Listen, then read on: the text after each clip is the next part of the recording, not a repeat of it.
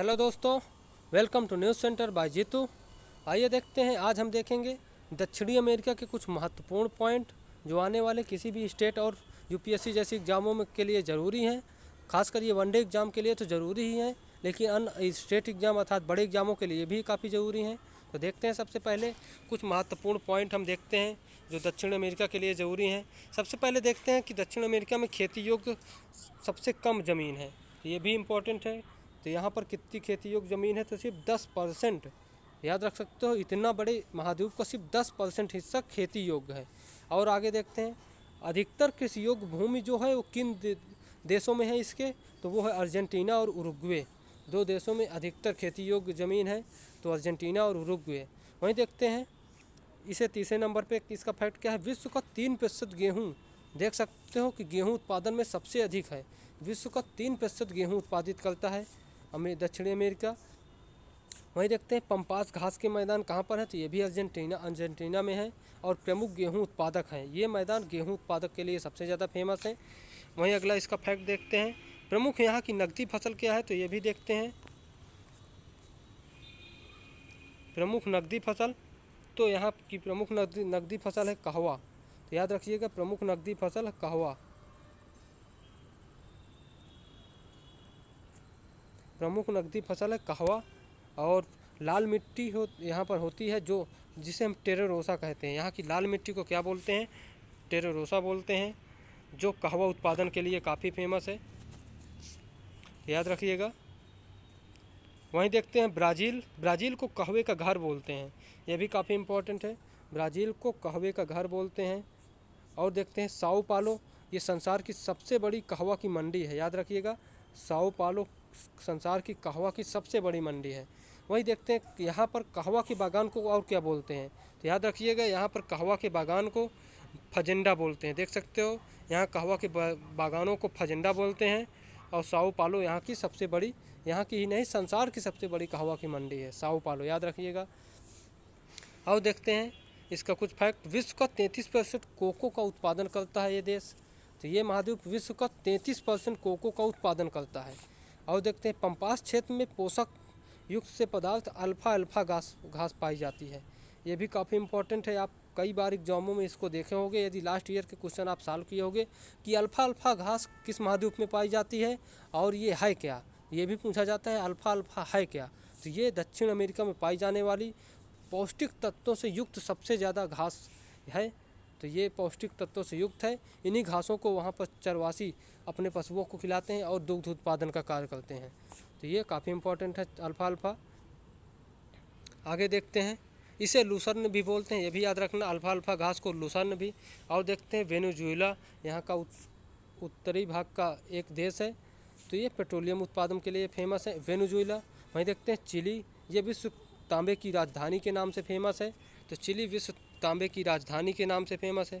वहीं चुक्की माता पठार है यहाँ पर, ये तांबा के लिए फेमस है। वहीं दक्षिण अमेरिका को और पक्षियों का देश बोलते हैं, ये भी काफ़ी फेमस है। यहाँ पर अमेजॉन नदी भी पाई जाती है और अमेजॉन के जंगल भी पाए जाते हैं। तो ये इसलिए भी काफ़ी चर्चा में रहता है। और देख लेते हैं, लैटिन अमेरिका किसे कहते हैं, तो ये दक्षिण अमेरिका, मध्य अमेरिका और पश्चिमी द्वीप समूहों को मिलाकर लैटिन अमेरिका नाम दिया जाता है। और कुछ इंपॉर्टेंट फैक्ट इससे देख लेते हैं, 15 देश हैं इसमें। और देखते हैं, मकर रेखा इससे होकर गुजरती है, जिसकी हमने टिक बना रखी है, कैप बी। तो 4 देश से मकर रेखा गुजरती है, वो कौन कौन से देख सकते हो। ये मकर रेखा है, जिसमें चिली पहले नंबर पर है, फिर पराग्वे है, फिर ए है अर्जेंटीना अर्थात सी, फिर ए, फिर पराग्वे, कैप हो गया, और फिर ब्राज़ील। तो ये ब्राज़ील है बी। तो याद रखिएगा, ये कैप बी हमने ट्रिक बनाई है। वहीं देखते हैं, भूमध्य रेखा, तो BEC इसकी ट्रिक बनाई है। भूमध्य रेखा 3 देशों से होकर जाती है, तो BEC 3 देशों से होकर जाती है, इसकी ट्रिक बनाई है।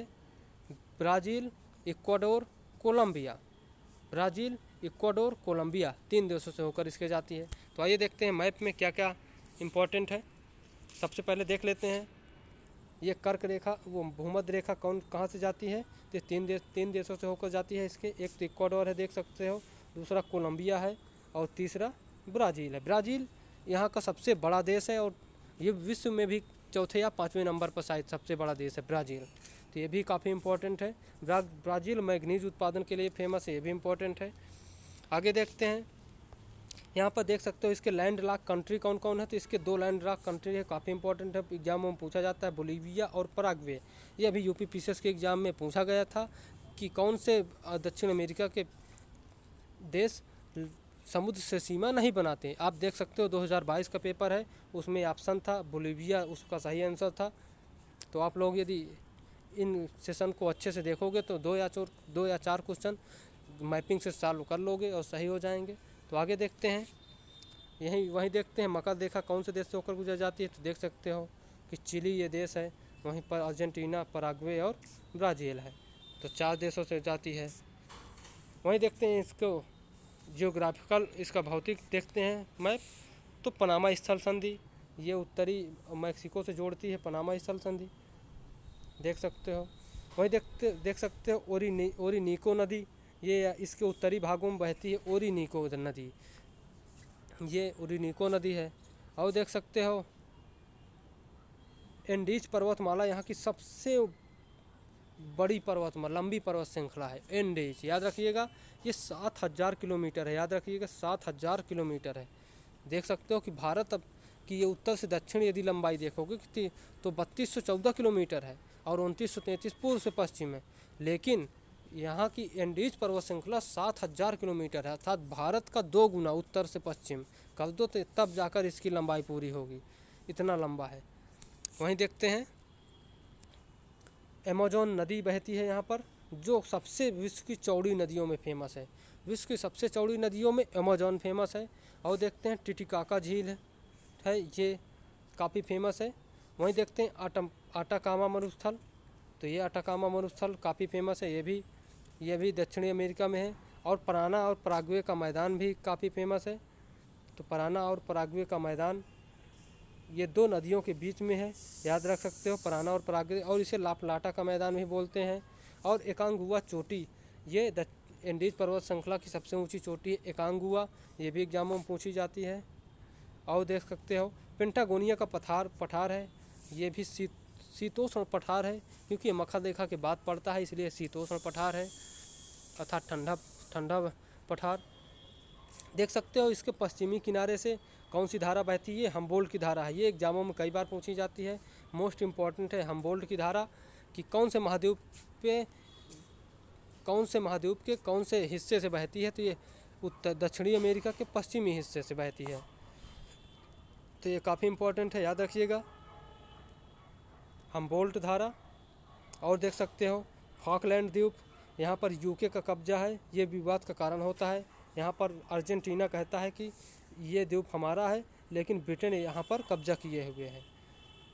तो और देख सकते हो मैगेलन जल संयोजक, केप ऑफ हॉर्न अंतरिप, तो केप ऑफ हॉर्न अंतरिप ये भी काफ़ी फेमस है। ये दक्षिणी अमेरिका के सबसे दक्षिणी हिस्से पर मैगेलन जल संयोजक संधि पाई जाती है, जो कि सबसे पतला रास्ता है। यहाँ पर बहुत सारे द्वीप हैं छोटे छोटे, जिनसे होकर ये रास्ता जाता है। केप ऑफ वो मैगेलन जल संयोजक के नाम से फेमस है। तो आप लोग इसको अच्छे से देख लीजिएगा। इसे कैप हॉर्न अंतरिप भी बोलते हैं। तो ये आपके लिए सेशन बहुत ही काफ़ी इम्पोर्टेंट है, देख लीजिए किस प्रकार मैंने इसे नोट्स बनाया है। और ये भी एक इम्पॉर्टेंट है, देख सकते हो ओरिनीको जो नदी है, यहाँ पर लानोस का मैदान है, तो याद रखना लानोस का मैदान है। तो यहाँ लानोस का मैदान है। और अमेज़न में सेल्वास का मैदान है। पराना पराग्वे में पंपास का मैदान है, ये भी काफ़ी इम्पोर्टेंट है। ओके दोस्तों, थैंक यू, बाय।